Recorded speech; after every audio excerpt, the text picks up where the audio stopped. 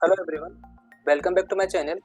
आज हम पढ़ने वाले हैं एपीआई के बारे में कि एपीआई क्या होता है, हम कहाँ पे यूज़ करते हैं, कैसे यूज़ करते हैं। मैं सारा आपको एपीआई के बारे में बताने वाला हूँ कि कैसे हम एपीआई बना सकते हैं, क्या क्या हमारे लिए यूज़फुल होगा एपीआई बनाने के लिए, राइट।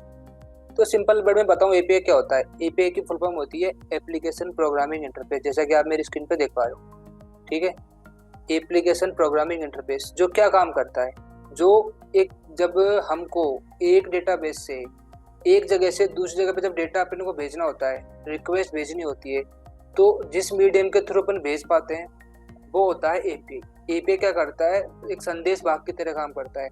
मतलब कि एक जगह से डेटा दूसरी जगह ले जाना, दूसरी जगह से डेटा एक जगह पे लेके आना।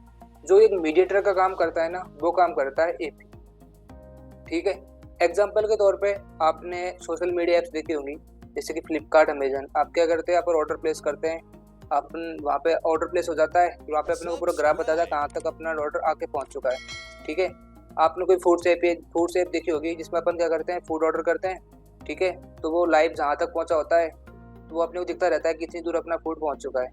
ठीक है, वहाँ पे अपने पास मल्टीपल कैटेगरीज होती है फूड्स की, हम पेमेंट करते हैं। ठीक है, और पेमेंट करने के बाद अपना ऑर्डर प्लेस हो जाता है। तो ये सब किसके थ्रू होता है? ठीक है, ये किसके थ्रू होता है? ये सब होता है एपीआई के थ्रू, राइट। हम जो भी इंटरेक्शन करते हैं, ठीक है, लाइव वेब सर्विसेज के साथ में, ठीक है, जो भी अपन जो एपीआई किस तरह काम करती है, इंटरनेट के थ्रू काम करती है। ठीक है, और ऊपर को सैटेलाइट तो है नहीं जो सारा काम देख के कर रही है, नहीं। अपना क्या करता है, एक डेटाबेस होता है, ठीक है, जहाँ से अपन क्या करते हैं, डेटा स्टोर करते हैं, वहाँ से डेटा अपन रिट्रीव करते हैं। ठीक है, एग्जाम्पल के तौर पर आप सोशल मीडिया ऐप्स ले लो। ठीक है, जैसे कि अपन व्हाट्सएप में डेटा अपन क्या करते हैं, चैट करते हैं, राइट। अब मेरा एक फ़ोन है, ठीक है, मैंने उसमें कुछ मैसेज टाइप किया, सेंड बटन प्रेस किया, ठीक है, तो वो दूसरे बंदे के पास कैसे पहुंच जाता है? क्योंकि वो दोनों डिवाइस एक दूसरे से कनेक्टेड तो नहीं है ना, राइट, कोई बाहर से कनेक्टेड नहीं है। मैंने क्या किया, हेलो प्रेस किया और सेंड बटन प्रेस कर दिया, राइट।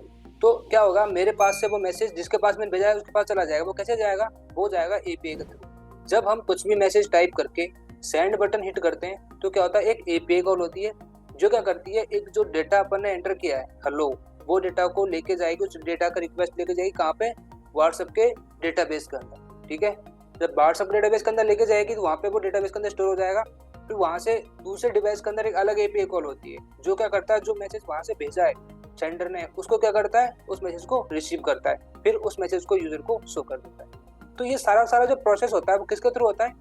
एपीआई के थ्रू होता है। ठीक है, जैसे मैं आपको बताता हूँ एपीआई का क्या प्रोसेस चलता है एपीआई का, राइट। अब देखो सिंपल ये है, अपने पास में एक डेटाबेस तो ये है और दूसरा डेटाबेस ये है। जब मुझे इस डेटाबेस ए से डेटाबेस बी के अंदर डेटा ट्रांसफर करना होता है, ठीक है, रिक्वेस्ट भेजनी होती है, तो हम किसके थ्रू करेंगे? एपीआई के थ्रू करेंगे, राइट। हम क्या करेंगे, डेटाबेस 1 से एक रिक्वेस्ट जनरेट करेंगे, किसके थ्रू? एपीआई के थ्रू। ठीक है, और वो एपीआई क्या करती है, रिक्वेस्ट लेके जाएगी कहाँ पर? डेटाबेस बी के अंदर। ठीक है, बी के अंदर रिक्वेस्ट लेके गई और फिर वापस बी के अंदर जो भी हमने रिक्वेस्ट भेजी है, चाहे क्रिएट करने के लिए भेजी हो, चाहे डिलीट करने के लिए भेजी हो, कुछ भी हमने एक्शन परफॉर्म करने के लिए भेजा है, वहां से वापस लेके आएगी इस डेटाबेस ए के पास, राइट।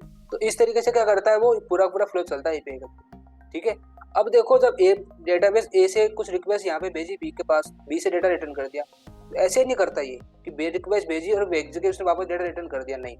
ये क्या करता है, जब भी एक रिक्वेस्ट आती है उस रिक्वेस्ट को पूरा चेक करता है कि वो रिक्वेस्ट किसी वैलिड पर्सन ने भेजी है या फिर नहीं भेजी, किसी वैलिड कोई यूजर है जो उसको एपीआई को यूज कर रहा है फिर नहीं कर रहा। क्योंकि जब तक कोई भी यूजर डेटाबेस ए से डेटाबेस बी में रजिस्टर्ड नहीं होगा, ठीक है, तब तक वो यहाँ से डेटा यहाँ पर नहीं भेज पाएगा, डेटाबेस बी से डेटा डेटाबेस ए के अंदर नहीं भेज पाएगा। पहले वो जिसने भी रिक्वेस्ट भेजी है उसका क्या होगा, एक होता है इसके अंदर एक एपीआई की होती है।